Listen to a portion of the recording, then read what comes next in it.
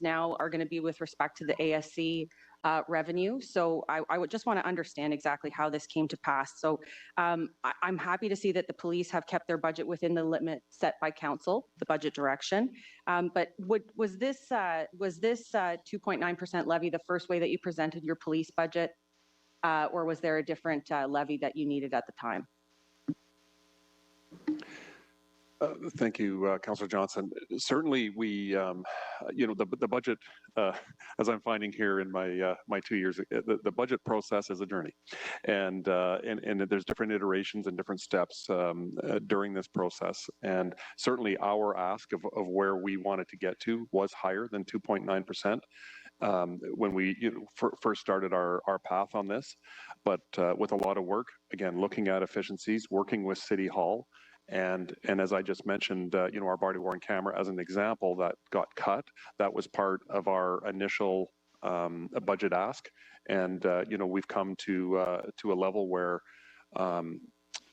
we believe we can deliver on the key priorities that we want to, and again, that staff stabilization program is very important to us, along with the district model, along with, of course, the demands that our new contract with our associations will cost us in 2025. These things we have to account for.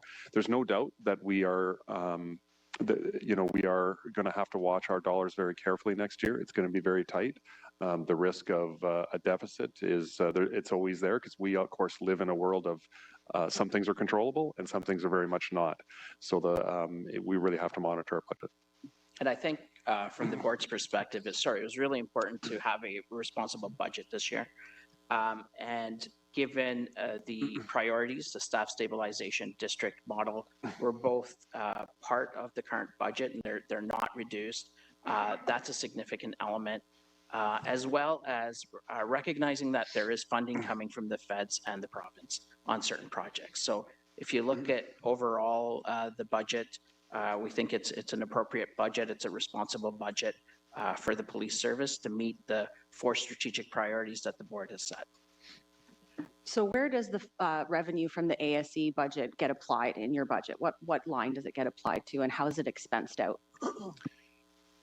I might go to Deputy Bell just in terms of the minutia on that, but I will say that like the ASC budget line, there isn't.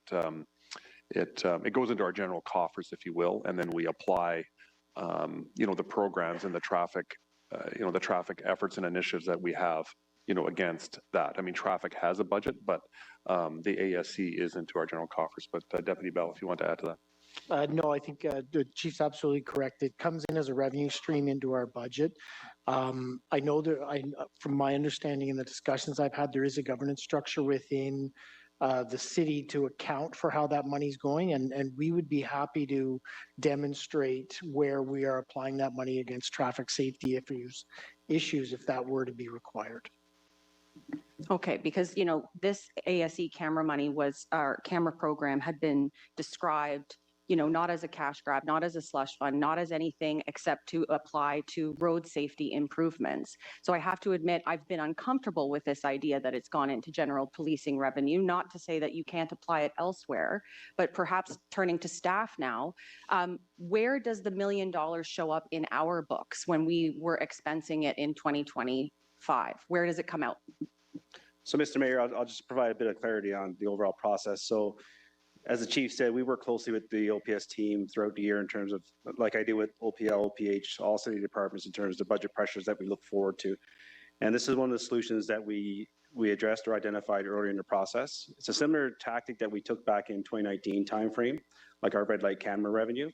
So from a red light camera revenue perspective and our POA revenue, that comes into our non-departmental accounts, and that kind of flows to the bottom line. So we don't actually, I don't take the dollars and say, here you go to this department, that department.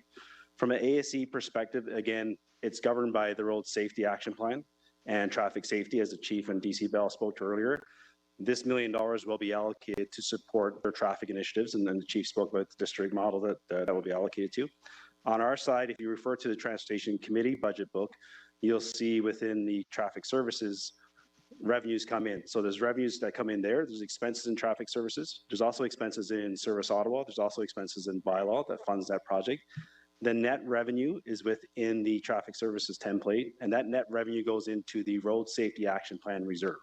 So if you refer to the transmittal report, the capital operating supplement documents, you'll see the reserve continuity there. You'll see money going in and you'll see money coming out. So once it goes into the reserve, now it comes more like a balance sheet account. And then that money, then that's where you'll see the $1 million gets transferred over to OPS budget. So again, it comes in as a general revenue source, but that funding is exclusively supporting their traffic safety initiatives. OPS's traffic budget is much more than $1 million. This is just a component in terms of helping that funding strategy.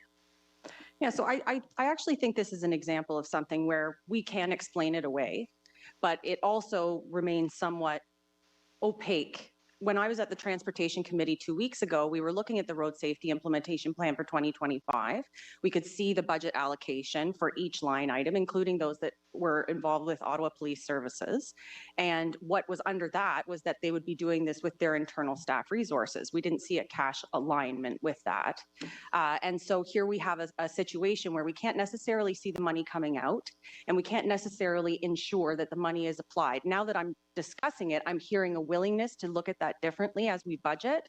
But I do believe there's a policy conversation that could have been had on this at Transportation Committee, and it might have been supported around the table because of the relationship between police actions and what people expect. But when you look within the transportation budget and you see that PXOs are getting $500,000 a year, with the $1 million that we gave to the police here, we could have effectively tripled our PXO budget to crank out more of those 51 we need a year. So personally, I'm not very satisfied with the answers I've received today, and I expect next year that we'll do better either to track the money or find a different source of revenue to balance the police budget. Thank you.